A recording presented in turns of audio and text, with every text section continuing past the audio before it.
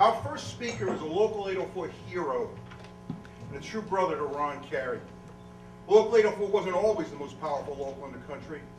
Ron Carey ran for office in the 60s, first as a business agent, then at the top of the Security and Future slate, because he said Locals 804's leadership has become too remote and too invisible. Pat Pagnanella was part of that winning campaign. Ron and Pat continued to make history together for 3 decades. When Ron was elected General President of the Teamsters in 1991, it was Pat who swore him into office. It's my honor and privilege to present to you Pat Pagnanella.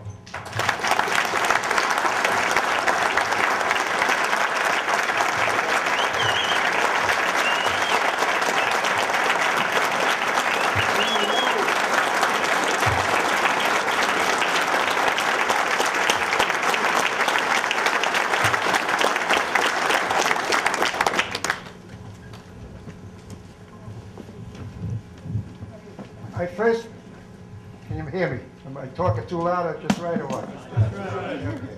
I first met Ron in the later part of 1966. He called me and said he was going to run for president of Local 804 and would I be interested in being on his slate. Well, knowing the reputation of Ron being the shop steward at the time and how he took on Local 804, the incumbent Local 804, and UPS, of course, I immediately accepted and became part of his slate.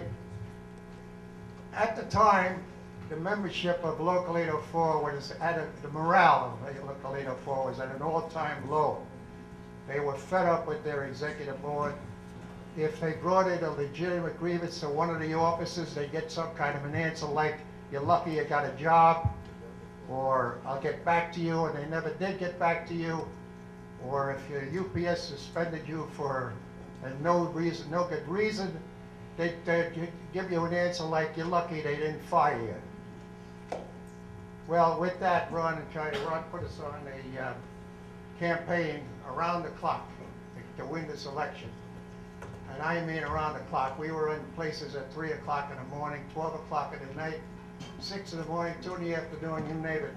Either me, Ron, or some of the slate was there covering a bond and out there throwing for votes. Well, that kind of campaigning paid off. We won that election by a landslide, not only by a landslide, but we wiped out the whole existing, or I should say the incumbent executive board.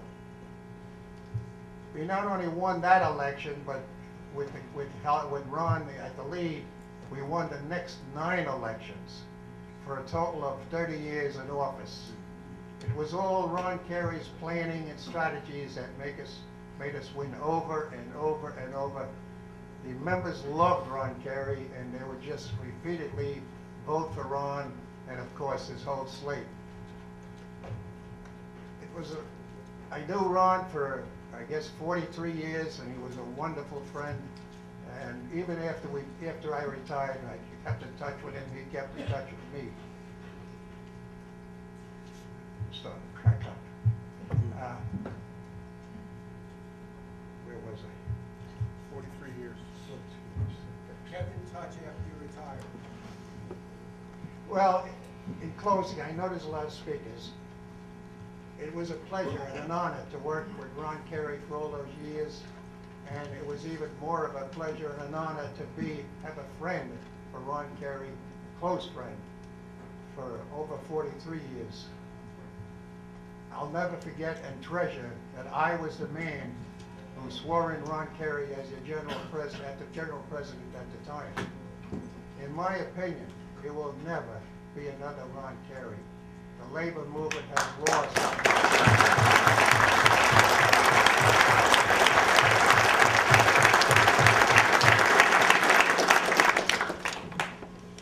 Repeat that. Never will there be another Ron Carey to come in and take over the Teamsters local. The Teamsters. I think that's about it. I'm sorry. I think